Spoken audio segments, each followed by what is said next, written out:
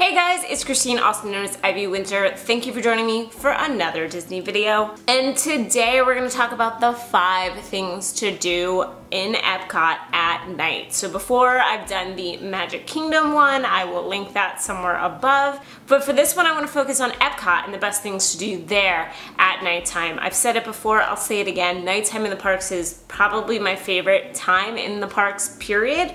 And I like to try to get an evening at almost every single park on each trip because I think they all have something really special to offer. Also, I'm going to preface this by saying I really hope there is no sound in the background of my neighbors doing laundry. I can't really control that. Our wash machine is literally this way through a door. So I apologize if you hear things being washed. Okay, kicking it off with my number 1, which won't be around for too much longer, and that is Illuminations. So Illuminations is Epcot's fireworks show. It is fantastic. It has been around for almost 20 years. It will actually be stopping at the end of summer 2019. They have not set a date yet, but they did announce officially it is going away. It is going to be replaced by something new, and as much as it pains me to say goodbye to it, totally understand. It's been around for a very long time and it's time for something new. But if you're gonna be at Epcot before then, you know, you've got a whole like 10 to 11 months left. Definitely catch Illuminations. It is still really beautiful for like an almost 20-year-old fireworks show. It is still great.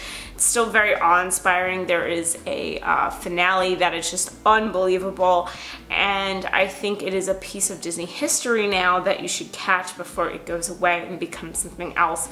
And the way that it is done is so unique because it's not like Magic Kingdom where it's, you know, behind a castle, and for the most part you watch it from Main Street. That's not to say that people won't catch the fireworks from other parts of the park, but you get the best view on Main Street because you got projections and all of that.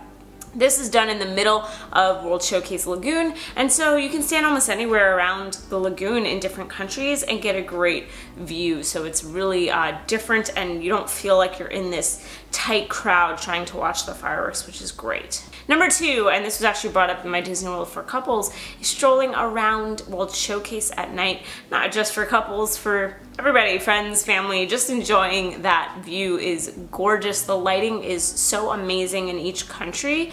And as the night goes on and people start to leave the park early, especially if there's extra magic hours at night, it starts to feel more secluded. It feels really cool. Some of my favorite pavilions in terms of lighting at night are Canada and Morocco. I think they both do some really amazing stuff with their nighttime lighting, and when you get to the back of both those pavilions, it's like almost kind of eerie with the lighting, and there's not a lot of people there, but it's really cool. And you should definitely experience World Showcase at night as much as during the day because it's 2 very different feelings.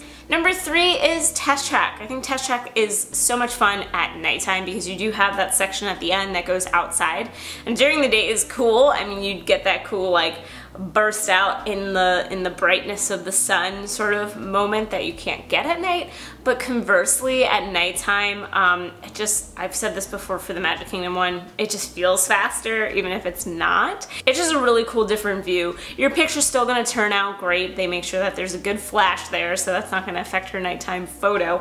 And if you go during Illuminations, which I've done before, you actually get this like crazy cool view of the fireworks. Even though you're whipping by at 60 miles per hour, you can kind of see them happening off in the distance, which makes the ride 10 times better. So definitely jump on Test Track at night if you've never done it before, just to have a slightly different experience at that end part. My number 4 is outdoor dining at Epcot. There are a number of different places you can do this, especially around World Showcase Lagoon. So there's Spice Road's Table, which is in Morocco. There's Rose and Crown that has outdoor seating, which is in England. And then in Mexico, there's a quick service and a sit down. So there's La Cantina de San Angel and La Hacienda de San Angel, which is in Mexico. And both, whether you want to do just a quick service or a full sit-down meal, have outdoor seating or seating that views out to the lagoon.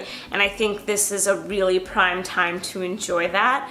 Just really beautiful to see all the lights, to see the boat going back and forth. Obviously, if you can get seats for Illuminations, all the better. But you don't even have to do that to really enjoy that night scene while you're dining there. Maybe just go to the Rose and Crown and get a drink at night. Whatever it might be, I think definitely take some time time to enjoy those areas and just relax. And then my number 5 is to meet characters. It's actually a really great time to do like the character meet and greet area because it gets a lot quieter for that later at night. Like the lines start to really die down, especially when you have families with young kids who might be leaving a little bit early because the kids are already tired by 6-7 p.m. Epcot, like character spots, actually one of my favorite places to meet the characters because you get to meet so many in one spot. You get to meet Mickey and Minnie and Goofy all in one place, and then you've got across the way where you can meet Baymax, and I believe Joy and Sadness from Inside Out, so you've got a couple of different places to go depending on who you want to meet.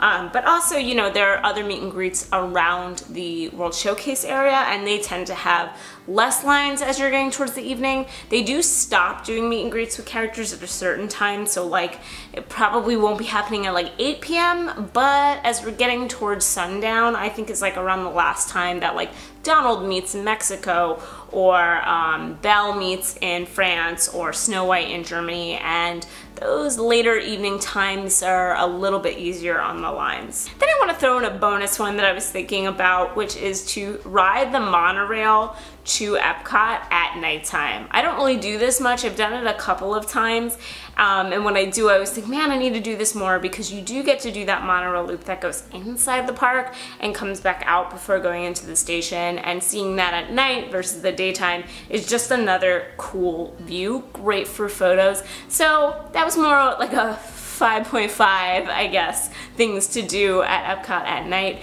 But I would love to know, what is your favorite thing to do at Epcot at night? Do you have a specific place you go, a specific area that you think is just cool looking, certain rides you go on? Let me know in the comments below. If you like this video, then like it. If you like me, you should subscribe, because I'm making videos every single week. Thank you so much for watching, and as always, have a great rest of the day.